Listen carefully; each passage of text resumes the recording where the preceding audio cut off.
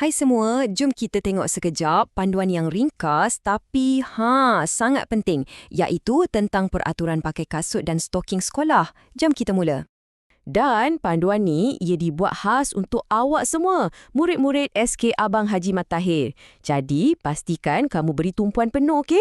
Supaya kita semua boleh nampak seragam dan mestilah segak bersama-sama. Baiklah, kita mulakan dengan yang pertama sekali, kasut sekolah. Jom kita tengok betul-betul apa yang boleh dipakai supaya kita semua nampak kemas je. Okey, cuba tengok ni. Peraturannya senang sangat. Kasut tu mestilah dibuat daripada kanvas ataupun getah. Lepas tu warnanya sama ada putih penuh atau hitam penuh. Tak ada warna lain tau.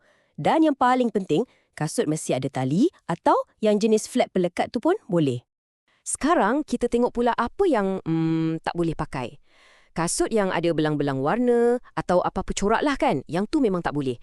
Sama juga dengan kasut jenis high cut yang tinggi sampai atas buku lali tu.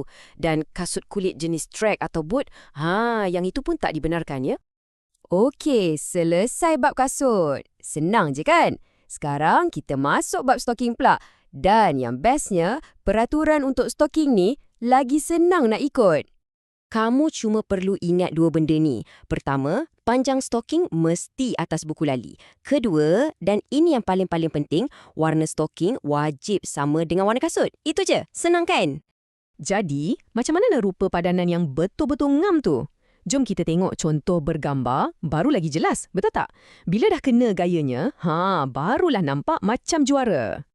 Nah, tengok ni, ini contoh yang paling betul.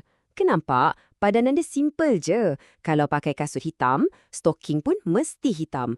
Kalau pakai kasut putih, pasangannya dah tentu stocking putih. Betul-betul senang. Okey, kita dah tahu apa yang betul. Sekarang, jom kita tengok pula kesilapan yang selalu orang buat. Ini penting tau, supaya kita semua tak buat silap yang sama dan tak pening-pening lagi.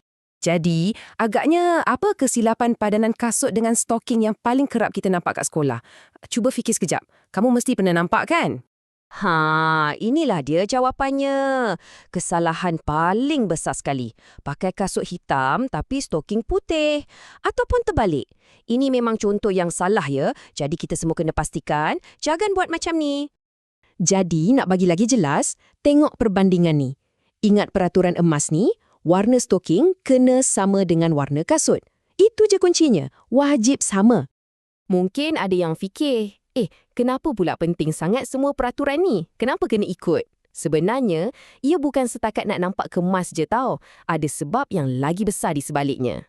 Bila kita semua pakai uniform yang seragam, ikut peraturan yang sama, ia tunjukkan yang kita ni berdisiplin. Kita nampak kemas sebagai satu pasukan. Dan yang paling penting sekali, ia menunjukkan rasa sayang dan bangga kita pada sekolah. Sekolah kita, SK Abang Haji Mat Tahir. Jadi, ingatkan contoh yang betul ni. Inilah rupa seorang juara dari SK Abang Haji Mat Tahir. Nampak kemas, berdisiplin dan penuh dengan keyakinan. Inilah imej yang kita semua nak bawa. Sama-sama. Okey, lepas dah tengok semua ni, soalannya sekarang, kasut dan stocking kamu semua dah betul ke untuk esok?